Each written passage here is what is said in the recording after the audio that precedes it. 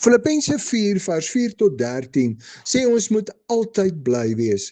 Ongelukkig kom daar dae in ons almal se lewe waar dit 'n stryd is om enige blydskap in ons te hê.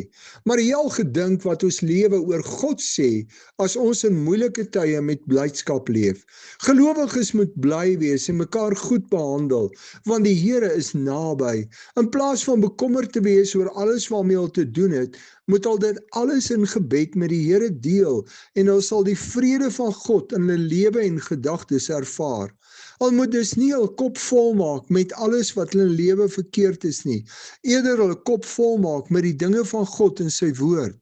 Paulus getuig dat hy geleer het om in alle omstandighede reg te kom. Hy weet wat dit is om te min te hê en honger te ly, maar hy weet ook wat dit is om genoeg van alles te hê. En dan kom sy bekende woorde dat hy tot alles in staat is deur Christus wat hom krag gee. As dit vir ons 'n stryd word om bly te wees, moet ons hoor dat Paulus dit nie in eie krag doen nie. Hy was altyd bly deur die krag van Christus. Christus is ons bron van blydskap. En as ons hom in enige omstandighede inbring, word ons bly, want hy is groter as ons omstandighede. Wat maak jy as jy by dae kom wat dit moeilik is om bly te wees? Vertrou jy Christus en bring jy hom in jou situasie in, sodat jy met sy krag bly kan wees en vir almal wys, jy behoort aan die Here.